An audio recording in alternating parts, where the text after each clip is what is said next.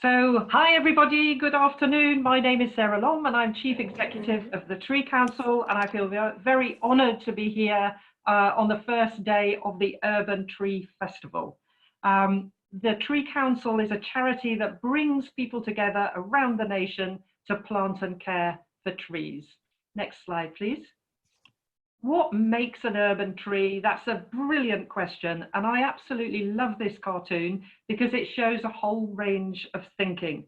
Trees mean different things to different people. The planner has a different view from the publisher, and the developer a different view from the landscape designer. And it's really great today to have so many different people on the panel representing those different areas. Next slide, please.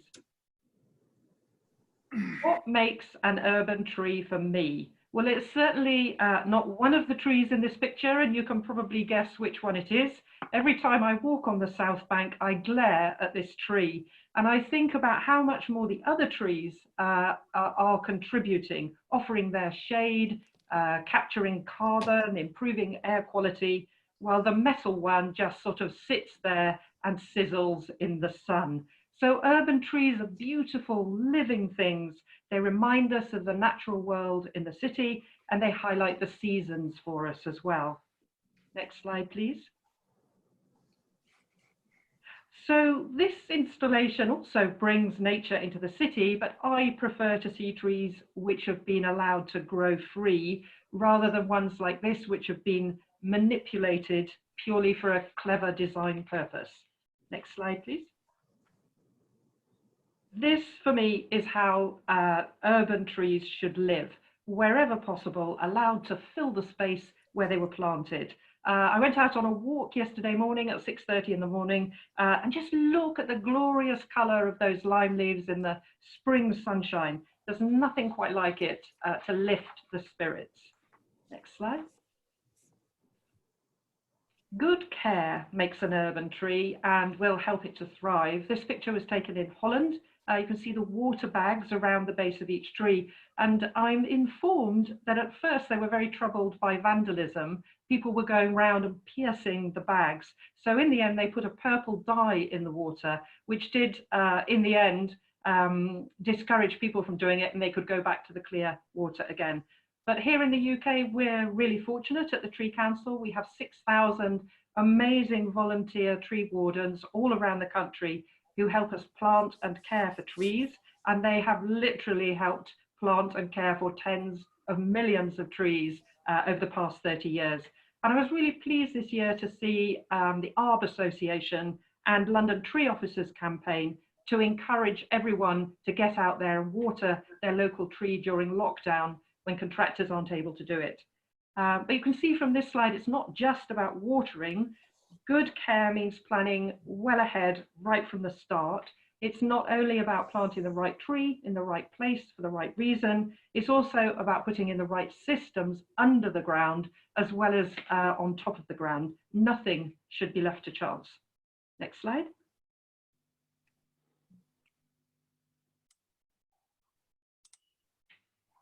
Could I have the next slide? Sorry, this seems to have jammed. Okay.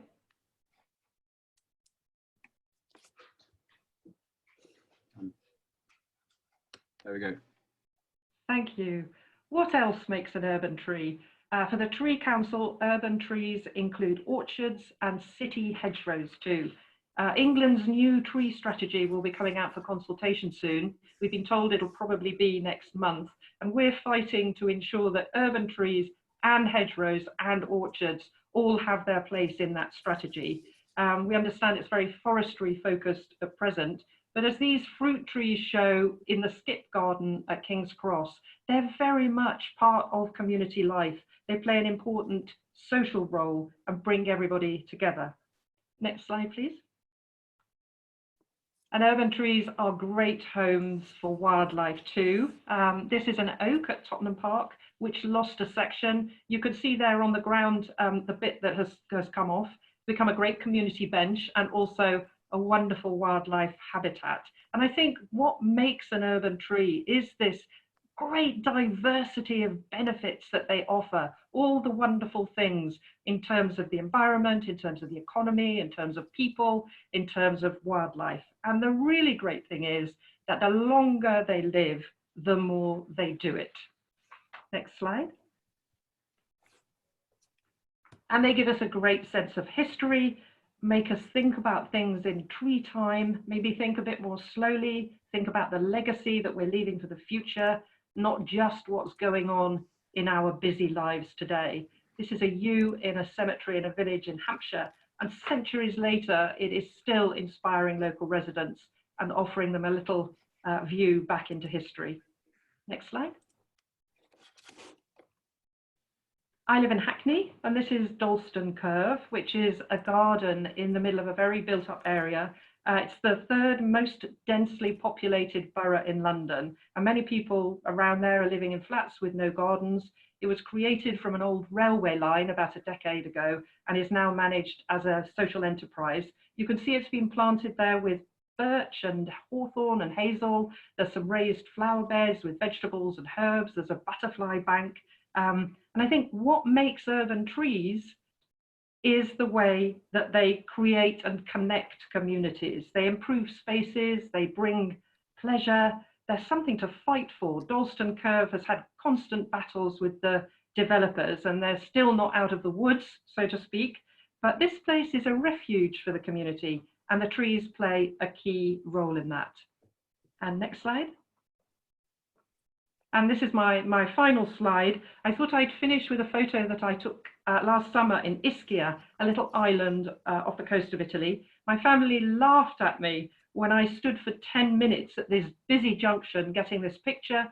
There were big lorries going by and buses all circling round. And remember, it's right-hand drive, so the trees are the cars are actually going both sides of that tree. So for me, this Italian veteran typifies what makes an urban tree. It's a survivor, defying the odds. It's defied the developers. It's defied the road repairers. It's become a landmark. It's a member of the community. I feel sure that people fought to keep it there. And I think that's the great thing. It probably really irritates the bus driver when he comes down, but they have kept the tree. So finally, urban trees are something to be nurtured, to be worked around, to be there long, long after we're gone. And that's what I would wish, that we all work together to ensure that our urban trees have long lives and that they become treasured members of our community. Thank you. Thank you, Sarah. Great to see the urban trees at different scales and how they attract a whole community around them, including people and wildlife and ground covering. So next up is Greg Patton. Are you ready, Greg? Neil, could you unmute Greg, please?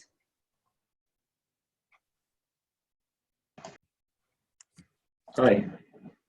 So I'm just sharing my screen. So hopefully you can see my presentation there.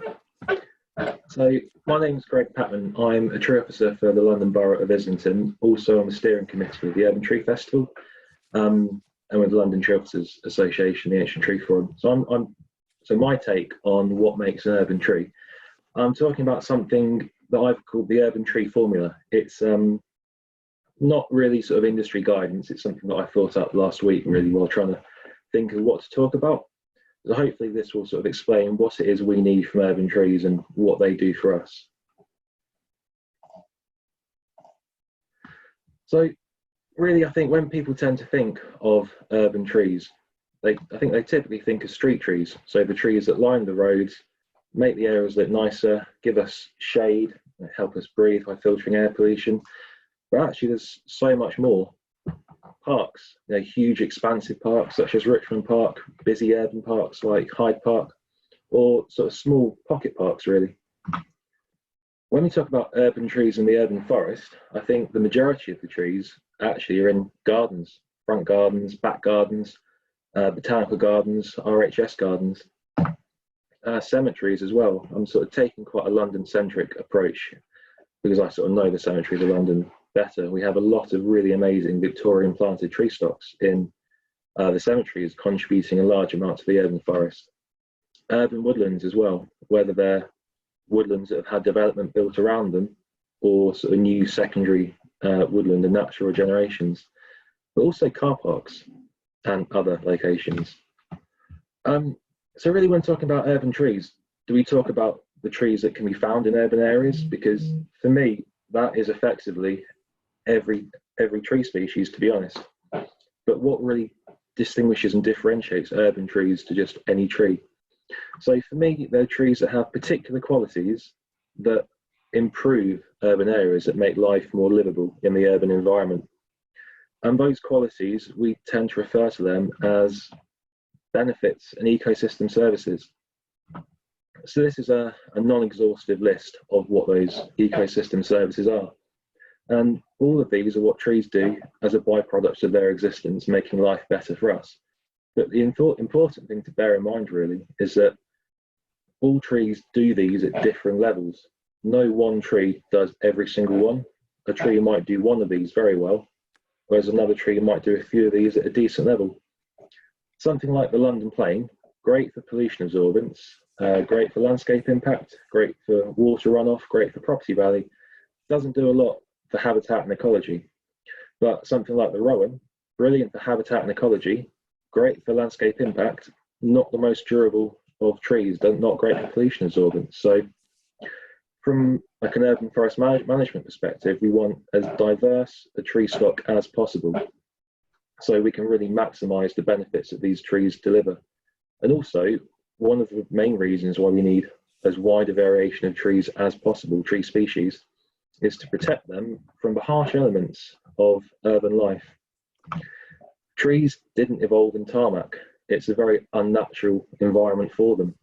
And all these things you're seeing on the screen now, these are various elements that make life very, very difficult for urban trees, especially things like drought. All these factors combine, they impact the tree and they weaken the tree's health. And again, like with ecosystem services, trees cope with these at different levels. Some are really tough and robust, some not so much. So we need to, again, diversify that tree stock to get as many different species as possible to have varying levels of resistance, so we don't rely on too few species. Again, London plane deals with soil compaction, deals with pruning, suffers a bit from drought, and potential introduced pests and diseases could be devastating. Something like the honey locust from the dry, arid regions of southeastern United States copes very well with drought, but doesn't cope so well from a visual perspective in terms of pruning. So again, we need as wide a variation of trees as possible to limit the negative impacts of urban conditions. So what you're seeing here is those two lists sort of balanced against each other. And on the right, the ecosystem services, everything that we want trees to deliver for us. And on the left, urban conditions, is everything that negatively affects the trees. And in real terms, the more negative urban conditions you have that negatively affect the tree, you get a much reduced delivery on ecosystem services. So again, the general theme of this talk is going to be about the diversity of tree planting and maximising diversity of tree species, so we can get as much ecosystem services as possible, and also protecting our trees from urban conditions. But all these, they're quite esoteric, really, and they don't really impact on that surface level. So what we need to do is we need to get people to buy in, to actually notice the trees. And probably the first thing with that is the aesthetic impact.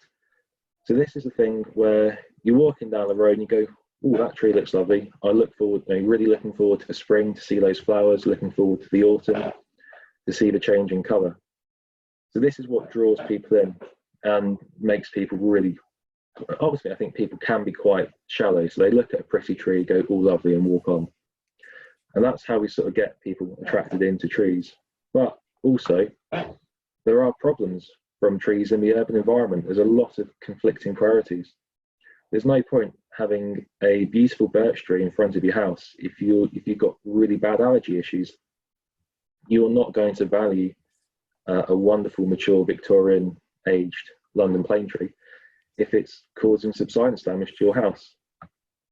So again, the way in which we need to look at urban trees is specific species selection, diversity of species selection to minimize the problems encountered. So we can choose trees that we know have less impact on subsidence, that have fewer allergy issues, that cope better with pruning, whereas also choosing species that have great autumn colour, great blossom, but also planting trees that deliver that across the year. Sort of rather than having all your flowering cherries flowering in March, have it March, April, extending into magnolias, horse chestnuts, all sorts. So moving on to the urban tree formula, I haven't quite worked out how to do the sound effects of a drum roll, but it's kind of implied. So the first value is ecosystem services added to the aesthetic impact. That ultimately is what gives us the hypothetical value of everything positive about trees in the urban environment. But that's limited by and reduced by the impact of urban conditions and problems. And that gives us the output of the impacts of the tree plus public support. And those are the two things that we really want from urban trees to improve life in the urban environment. But this isn't a fixed value. We have these four additional factors: species selection, species diversity, planting design, and aftercare. Utilising these, being smart with it, planting the right trees in the right place, taking care of them, that will improve the ecosystem services and improve the aesthetic impact, while limiting the effect of urban conditions and also reducing the amount of problems encountered. And then adding those four additional factors improves the impacts of the tree and increases public support. And then with an increase of public support, hopefully, for my job in the council, we start to see a few less of these comments coming in where people decide they don't like the tree in front of their house and then they want it removed. These are all sort of genuine comments that I think most tree officers see coming into the council. And that's kind of a bit of a negative element that we have to deal with, but ultimately we look at that formula, we do what we can to diversify tree stock, and things improve in the urban forest. And that's all from me. Thanks very much, Greg. It's amazing to think trees do so much for us, but get so many complaints. Doesn't seem right. So next is Kieran. Pass it over to you. Yeah. Good afternoon. Yeah, my name's Kieran Doig. It's a pleasure to be with you today. I head up the Urban Forest Research Group at Forest Research. And for my 8-minute slot, I'm going to talk to you about how urban trees are a constituent part, a vital component, if you like, of the urban forest. Now, as the slides come up, I'm just giving you a bit of background so we don't lose any time.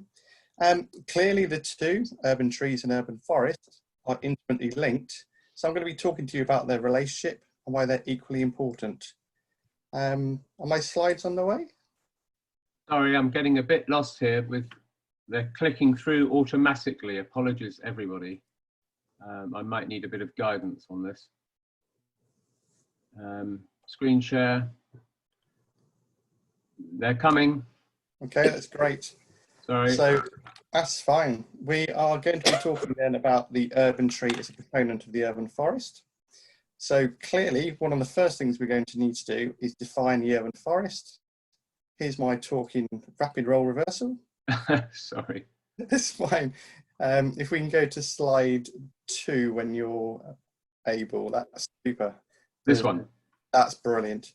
So building actually on what Sarah was sharing just a few moments ago, the working definition that we use within our research group and across the country for the urban forest is all of the trees in the urban realm. If we can just jump back one more, please.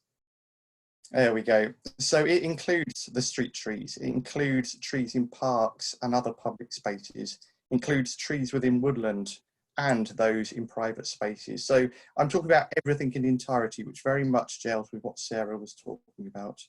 If we jump on forward slide, please. Now my next slide really builds upon what Greg was sharing. And the work that we've been doing at Forest Research shows, and as this slide demonstrates, that it's not just about the species selection, it's about how those trees are organised. that impacts the benefits they deliver. So this is a very simple table, a matrix, simplified from the publication, which is summarized, or you've got the note of the title of the publication at the bottom right-hand side there. And this simple chart shows you how different ecosystem services, so that's different benefits that trees provide, varies. The intensity of the benefits that they deliver varies according to whether the trees are single trees, in lines of trees, such as street trees along a street, whether they're clusters, such as you might find in a corner of a park, or there actually is a woodland. So the darker the colour here, the more benefit you're getting from that type of urban forest component. If we go to the next slide, please.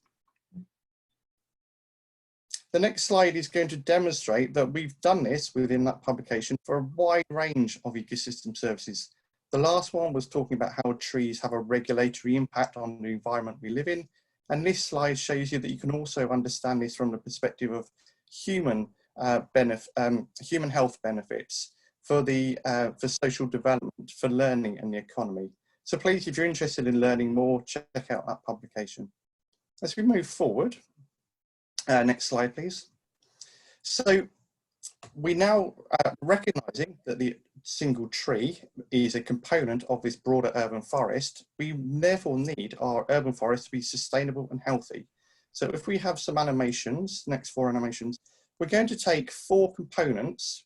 So tree condition, taxonomic diversity, next, here we go, slide diversity, and canopy cover as 4 indicators of how healthy our urban forest is. So as I said, we're thinking here about the trees across the whole of a town or a city. And this slide demonstrates the results that we've done for a range of towns and cities across the United Kingdom. And you can see that no single urban forest is scoring green across the mark. I'm not going to dwell on this slide. We're going to go on, next slide, please, and talk about tree condition. So as a research group, we use a tool called iTree Eco to do surveys of urban forests in lots of different locations across the UK. And this gives us a wide range of information, but the particular information I'll draw your eye to here is at the bottom of the table where we're looking at condition. So in Wrexham, for example, we see that 3% of the trees are in good condition and 90% were in excellent. But compare that to the study we did in Edinburgh, only 17% of the trees were in good, and only 71% of the trees were in excellent condition. Next slide, please. So moving on to our next indicator, which is taxonomic diversity. Our next slide will be showing us, when it arrives, how our urban forests are doing in terms of the composition. Now, there's a widely recognised rule that within any one urban forest, you don't want more than 5% of a single species, 10% of a single genus, or 15% of a single family. So if we take the example of Petersfield, so mid-table, there were 6 species that exceeded the 5% maximum when we did a survey of Petersfield urban forest. And in fact, one species actually made up 12% of that urban forest. And you can see that this pattern is replicated across the board. No one single location met the 5% rule for species, and only Petersfield met the 15% target for the family. We can do this for the size of the tree as well. The bar chart at the bottom, on the far right-hand side, you can see the pattern of ideal, so decreasing numbers of the different size classes of trees. Ideally, we want about 10% in the smallest size group, and then, 40% in the smallest size group, reducing to 30%, 20% and 10% of the very largest trees. And again, if you look at Wrexham as an example, very large population of small trees and a very small proportion of the largest size trees. Is size important? Let's jump to the next slide. Size is indeed very important. Now, I love the picture on the left-hand side because I am a part of a family of 4, and this picture always says it to me. 2 mature oaks provide all the oxygen of a family of 4 need for their life. But of course, the emphasis there is mature. The graph on the top right-hand side shows just how much more of those ecosystem service benefits we're getting from trees that are large in stature compared to those that are in medium or small in stature. And if you like some numbers there, the figure on the bottom right-hand side shows you just how much more a mature ash tree gives you in comparison to a young ash tree. We won't dwell on the figures. We'll let you soak those up and come back to the presentations or questions. We'll take the next slide, please. And finally, I hope, yes, here we are. We're going to be talking about tree canopy cover. Now, at a single ward level, sorry, at a city level, we know that canopy cover averages 16% across our country. But within a single electoral ward, that can range from 0% actually, all the way up to 80% in one ward. Now, we're currently running a citizen science project. If you're interested in knowing more, do look at the links down at the bottom right-hand side. Step 1, visit the Urban Canopy Cover webpage. You will find out all about the project. You can actually take part and view this map on the internet at step 2, and in step 3, you can actually get involved. And the darker the green here on the map shows the higher the canopy cover for that electoral ward. So obviously we're looking for more canopy cover for more benefit from our urban forest. And that's me for my presentation. If we just take the last slide, it's my thanks to all my collaborators and partners. Thank you so much.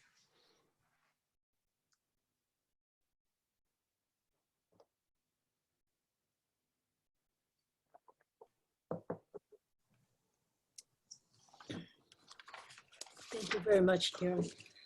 I'm going to pass you over to Peter Fines, the last speaker. Peter? Hi, thank you very much. I'm Peter Fines, the author of Oak and Ash and Thorn and other books. I don't want to bring everyone down with this first slide because it's all been very upbeat so far. And I don't think it's entirely true what Chateaubriand is saying there, but because people create beautiful gardens and landscapes, and as we know, people plant trees and nurture them, but I'm afraid there is something to it. Britain, much of the world was once covered with woods and forests, or even, as seems more likely now, as a patchwork of forests, savanna, moors, etc. There's also no denying that there were once a hell of a lot more trees around the world and in this country than there are now. I think what that quote from Chateaubriand is saying is that for a very long time we've managed to somehow create this idea that nature and humanity, nature and people are somehow different, that there's a divide between us. Nature is something out there and we are in here. It's this idea that nature has somehow been conquered, something to be conquered, something to be managed. Slide 2, please, Neil, thank you.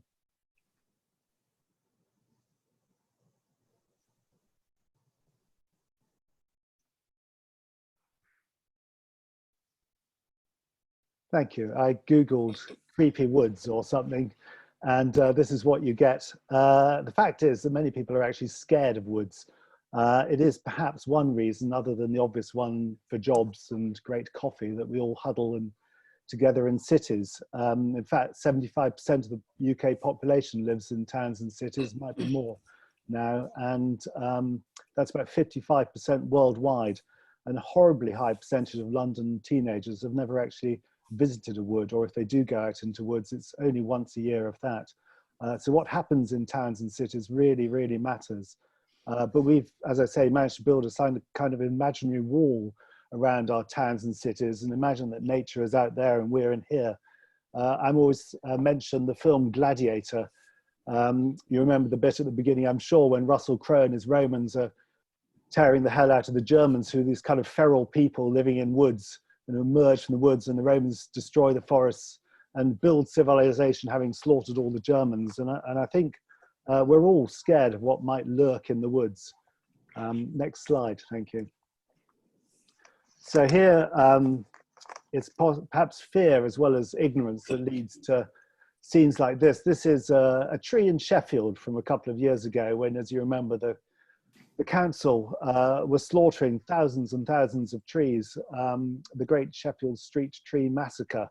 There were huge protests. I think what the people for the council hadn't counted on, they were trying to save money, of course, if that's the charitable version of it. What they hadn't counted on was the love that people feel for their trees, the sense of ownership, the passion, the devotion for their trees, the connection with trees, the friendship with trees that people feel. I mean, quite apart from what we've heard, the shade and the filtering of the toxins and the flood mitigation and all the other amazing things that trees bring, they bring us love. I'm putting it that way around, as well as us bringing them love. There were protests in Sheffield, and they were, after a while, successful, but only after, sadly, thousands of trees had died, and a huge number of them unnecessarily. The next slide, please. Here's a depressing sight. Not quite that same tree. I'm no expert, but that doesn't look particularly sick. It was a desire to save money, of course, that drove the slaughter. And the protesters came up with a way of putting a value on each tree. One tree, I think, was valued at £64,000. The idea of natural capital, that nature can have a value. But I wonder whether it was also a kind of fear that was driving people, a fear of the wild. Because it is heart of this is this idea that we're somehow managing nature and we're not part of it, and everything is there to be used as we like. And this is the point, that trees are things that we love. They're our friends. When I moved to London 40 years ago, I moved from the Weald of Kent and Sussex, a heavily wooded area. And I only realized this later, but I was actually walking around the streets ticking off the new saplings that have been planted and the street trees and really noticing what have been planted. We have an emotional connection with trees, is what I'm trying to say. Next slide, thank you.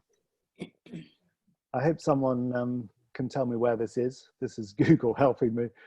Looking for trees in cities, but this is a magnificent site. This is obviously somewhere Asian city. Terrifying levels of social distancing, mind you. You can tell it's not that recent. But I love this picture of people in an urban setting, undeniably urban setting, roaming through a sea of green. And it's possible, it can be done in really imaginative ways. It also makes me think of landscape scale planning and rewilding, which of course is all the rage at the moment. But this idea of drawing the wild through those imaginary walls outside the city and into the heart of the city. We see it with foxes in London a lot. They've come up via the railways, but the trees follow through the railways, and by the sides of the canals and the rivers, there's just ways of bringing nature, letting nature flow in and out of the city. Final slide, please. So this is where I walk every day. This is Clapham Common. And it was really nice, of course, to hear people talking about not just street trees, but the fact that urban trees are in our parks and in our gardens. I'm rewilding my back garden very successfully because I'm not doing anything to it. But it's nice in this Urban Tree Festival to think about wild nature in the city. And the fact that this can exist is a great moment of hope, I think, if we allow things to remain relatively untended, let the birch and the sycamore run wild, give us all a space where we can breathe, as well as the street trees and every other kind of contribution to the urban tree environment. So this is a bit of starking food. Don't run away, I'm gonna finish with a poem that, don't worry, I haven't written. It's very short. It's by Wendell Berry, and it's called Walnut Street, Oak Street, Sycamore Street, etc. It's a short one. So this is what happened to the names of the trees. I heard them fly up, whistling out of the woods, but I did not know where they had gone. Thank you. Thank you very much, Peter. It makes me think we've built hugely dense cities that are all about speed and efficiency, but they're also incredibly dense, and yet in that density, we haven't thought of the ecosystem in the sort of multiple layers. The image from Korea really suggests that there are so many more layers to the urban fabric than just the street. And that's something to think about as cities grow, I think, both in the sky and underground and maybe on the street level. Yes. So thank you very much, everyone. That was a great set of presentations. And I wonder, shall I kick off with some questions or pass it over to the audience? Some burning questions.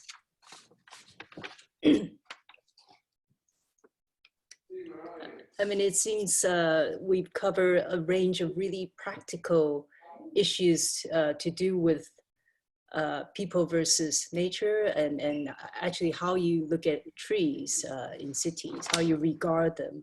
as well as the sort of mythological and psychological connections to trees. So it's a great way to just have a look at the broader issues of trees.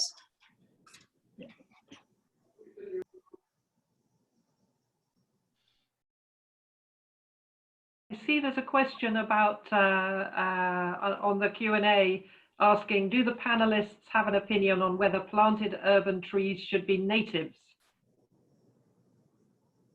Does anyone want to have a go at that? I mean, just talking purely from the Tree Council's point of view, it's going back to that right tree in the right place for the right reason.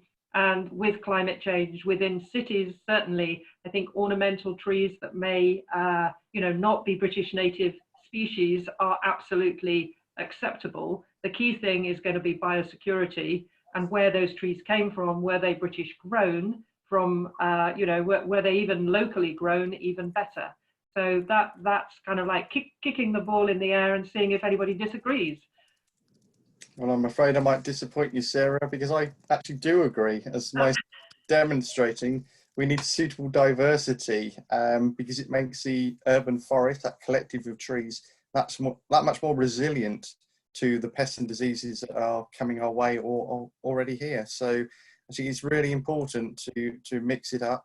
And as you say, as long as they're appropriate to the location, as long as they're biosecure, then we really should be considering it more and more.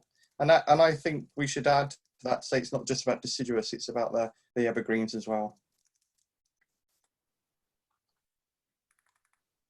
Greg, do you have any thoughts on that? I know. Yeah, sorry, I couldn't get myself off mute. Yeah, well, basically, one of my first comments on my slide was that there's more to urban trees than just street trees.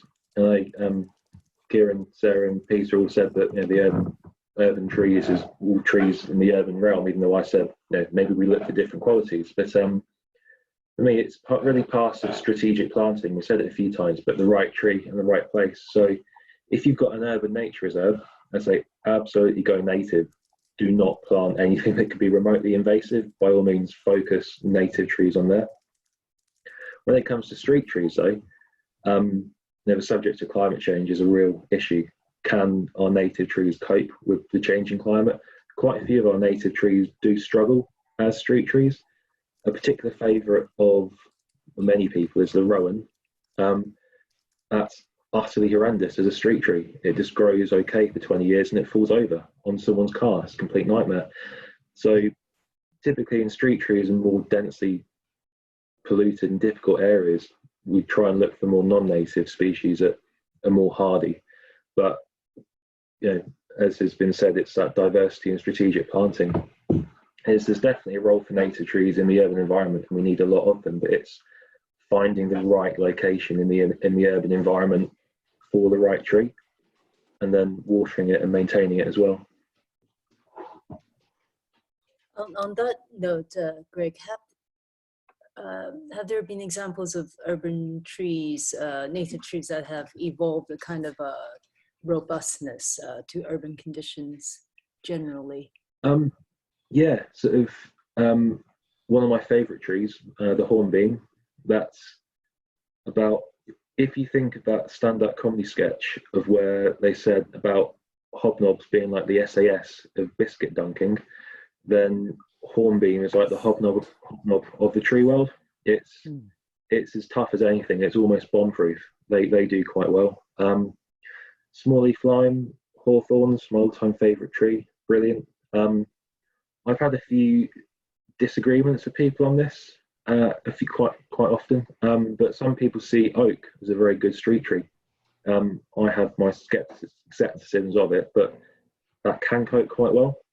You would need a very large street to put an oak tree on it, presumably. Yeah.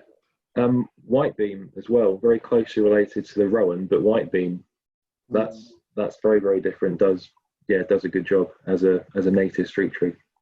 When you were talking about the trees and how they have a limited life and they don't do well in certain situations, it made me feel as if they were put in the urban fabric as some sort of service to the city, which is a strange thing, particularly, you know, if you almost think of them slightly, they need to get change after 20, 30 years.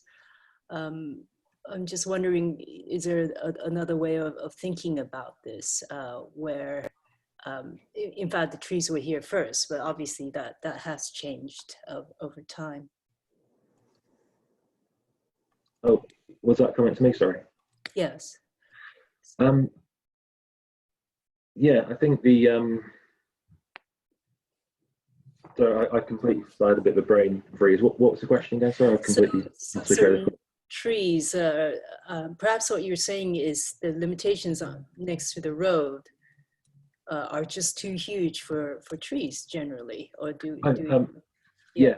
Sorry. So there are some areas where it's very difficult for trees to grow, but trees are incredibly resourceful and resilient. So again, it's part of that planting that right tree, the right conditions. But then knowing everybody on this panel, I know that you, Anna, would have a very different perspective from me with you as an architect, with me as a tree officer. I know that Kieran would probably look for the resilience and ecosystem service delivery. I think for me, I'd look for perhaps how well it fits into the urban environment management perspective. Then I think Peter and Sarah would probably maybe take the approach of how, obviously native and habitat, but also how well those trees are valued by people and how they can engage with communities. But I think they need to do everything, don't they? So they do, and some trees do much more than others, and it's sort of finding those trees and planting them in the areas that can contain them, really. The most important thing is, of course, that they stay alive. Yeah. Because, as you say, there are many that struggle in the urban environment, particularly London, which is so toxic at times, parts of London anyway. We've got several trees near us, which were here, but obviously before the buildings and the streets arrived, but the streets and the buildings were built around them. So I've noticed the blue plaque near us. Thomas Hardy used to live near here in southwest London, and he would have walked past, you know, several of these oak trees when he was going to work as an architect in St Pancras, and that's a lovely thought. So there is an emotional connection for sure, but the tree does need to actually survive, and I certainly don't mind that. In fact, I think it's a great thing that there's a diversity of trees being planted now. Yeah, I think most communities, even new ones, would love the idea of starting the community with an amazing tree or a cluster of amazing trees that begins the sort of history of that community, but probably wouldn't know what and how. You know. Could I just coming in on some other questions that have come through the Q&A panel? Sure. Just to throw them out here, there's a bunch of questions on the appropriateness of different types of trees to different types of urban circumstances. So the importance of fruit and nut trees for food security and the relevance to an urban environment. Is ash dieback a major issue in many urban areas, and what can be done about replacing ash or dealing with ash dieback? Should conifers be planted as urban trees? There's a few for starters. There was an interesting piece in one of the main newspapers, I think only 1 or 2 weeks back, actually, about how conifers have been demonstrated to be particularly good in the noise mitigation benefit of trees, and also because they're holding leaf all year round, they're providing air cleaning qualities throughout the year. So one thing we've seen with our iTree Eco studies, those assessments of the tree mix, the species mix across a city, is that actually we tend to have very low proportions of conifers. And I think, again, as long as you're choosing the right species, right location, thinking about how big it's going to be for that position, definitely part of the mix. We should be seeing more of it. I mean, as one of my slides showed as well, just building up on earlier comment, stature is really important. You know, the slide that showed that the large stature trees, where the exponential, the graph where it went more benefit stature in comparison to the medium and small.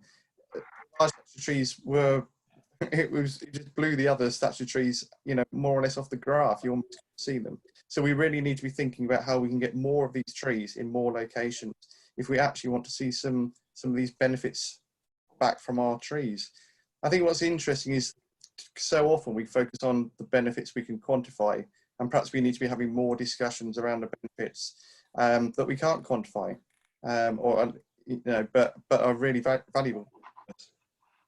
What about fruit trees as street trees, or the value of, you know, orchard planting in urban communities? Of course, we have a webinar on the urban orchard a week today for those that are interested, particularly in that issue. But I'm wondering if there are any responses to that general question from the panelists. So I'm really interested in the whole, the value of orchards. We're launching a campaign which is to plant 5,000 orchards in 5,000 schools across the UK, whether that might be with a fruiting hedgerow as well as an orchard. And there was one panelist who asked a question about, you know, how do we persuade the public that trees are living things that need care?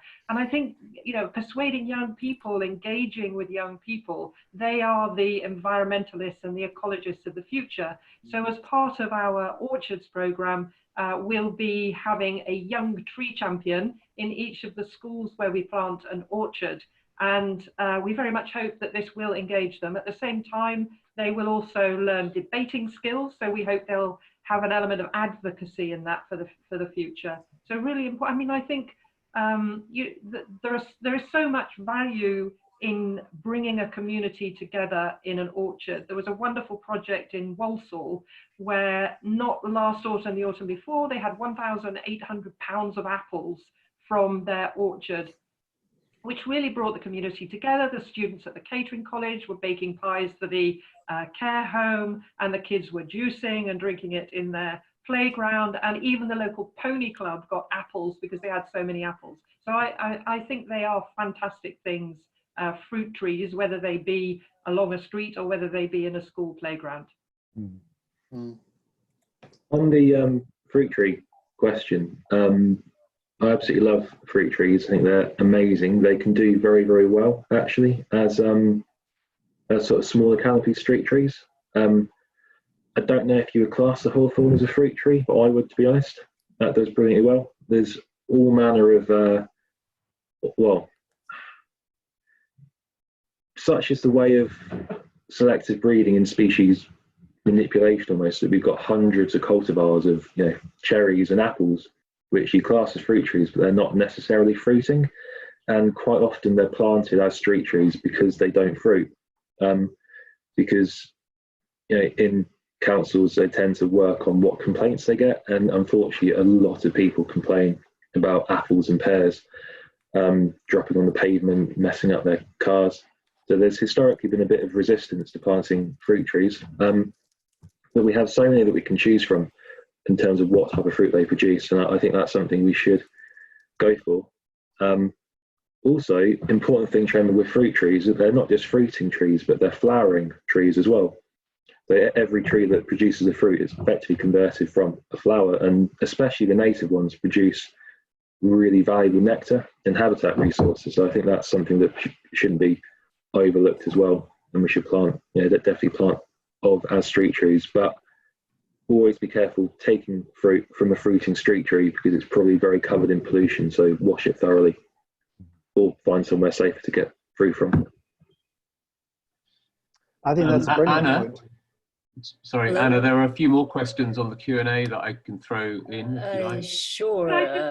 Could I just, you mentioned ash dieback. Could I Yes. just say, you know, I think obviously that is going to have an impact. It's been a lot of stuff going on social media at the moment. As the trees come into leaf, people can really see the advance that it's making. And I just wanted to say that there will, the Tree Council's been very involved in a toolkit for local authorities, but there will be some public guidance which will be coming out before too long, which we hope will be very helpful for people who have ash trees in their back garden. I've been watching one 2 houses down from me, looking at it this morning. So watch out, and if you go to the Tree Council website, there will be news of that as and when it's published. Thanks. So I was going to ask on the ash dieback question, maybe Greg or Kieran would have a view on this. It's not particularly seen as an urban tree, but I don't know whether there are cases of where towns and cities have used ash in planting strategies. Like, for example, Brighton has been has protected a lot of its street elms that were planted over the last 150, 200 years in the face of elm disease. Is this going to be the kind of issue that some towns and cities are facing with ash in the future, or not? With urban ash trees, perhaps not the sort of common European ash, but you do tend to get things like the Raywood ash, some of the American ashes, the manor ash, which is a wonderful street tree, planted in as street trees. They have sort of differing levels of susceptibility to ash dieback. Then where you have like historic areas of ash coppice and ash woodland in urban areas, I have seen quite a few cases in sort of London and other urban areas of ash dieback coming in. I've heard conflicting reports as well, because I saw one report stating that ash dieback is less severe in the urban environment because of the amount of leaf clearance that goes on, so it's less likely to become infected. Then on the other hand, the urban conditions that weaken the health of urban trees therefore leave ash more susceptible to ash dieback. So there's been a bit of conflicting evidence on that front. From a street tree perspective, it's not going to be as significant because of, again, taking a London-centric approach. I know when I used to live down in Plymouth, there was a lot of street ash trees there, but it's not as big an issue for London, I think. But some of the species that have been sort of thrown forward as replacements, I know sycamore has been a big species put forward as a replacement, which is good and it's bad. It's a very good tree. Sycamore establishes itself very easily, but there's about 30, if not more, obligate species on ash that lose their habitat if we lose ash that can't live on sycamore. So we can replace it as an urban tree for the ecosystem services, but we can't replace that habitat as well. So it's a tricky, open-ended situation, really. Yeah, I mean, I'd add to that. I've also heard, as Greg said, that ash is suggested to be not as susceptible in the urban environment. But to my understanding, that was from European studies, and perhaps the verdict is still out in the United Kingdom. I think it is interesting though that from studies of species mixed across towns and cities, it can represent quite a large proportion of the total population. So if it is vulnerable, even at sort of 75 or 80% loss rates, it's going to have a really significant impact on the benefits that it's delivering to towns, cities, to society as a whole. And it'd be certainly one to keep an eye on. Indeed. Lots more research questions that could be answered for that one. There's another question here for the panelists about urban allotments. Any thoughts on trees, maybe smaller trees for these situations? Any suggestions? Rooting hedgerow? Mm-hmm. Really help with scooping up particulate matter and helping clear the air. Yeah. Great for birds, wildlife. Great to get some fruiting trees on allotments. The village I grew up in, there's quite a few plums on the local allotment, which is really wonderful, and they've got a great hedgerows around the allotments as well. And the crabapple, I'd make a leaf of the crabapple. Lovely jelly, great for wildlife. It would seem more compatible on a plot rather than along the street. Yes. Yeah, exactly. Getting swept up or getting trashed. Could I use this forum, as we have some fantastic listeners out there whom we can't see, but just to say that the Tree Council does have, we're very fortunate at the moment to have grants for tree planting. So if anybody does need funds and has a fantastic project, whether it be quite small or a little bit bigger, then do please get in touch. We'll be publishing the guidelines for applications very shortly. I'm conscious of time, everybody, and Anna, and just obviously want to hand back to you for wrapping things up, but just a couple of questions that might be susceptible to snappy answers, although they're quite big. Do local authorities have the resources to maintain and increase tree cover? And what do people feel about the level of planning protections available to safeguard urban trees that are valued by local communities? These are some of the questions that we might well pick up in future webinars, but there may be some quick answers right now. In a sentence, tree officers are heroes and need more support. It's amazing what novel approaches that various locations are finding to generate extra funds to diversify not just the maintenance but also their planting and you know, methods to increase canopy cover. So some real ingenuity and creativity going on out there. Yeah, and Greg mentioned people's gardens. I think it was Greg, but actually that's a huge space in every town and city is people's own gardens. And sounds like you should just write to Sarah and get a grant to plant your own trees. Sadly, it can't be in a private space. Oh, okay.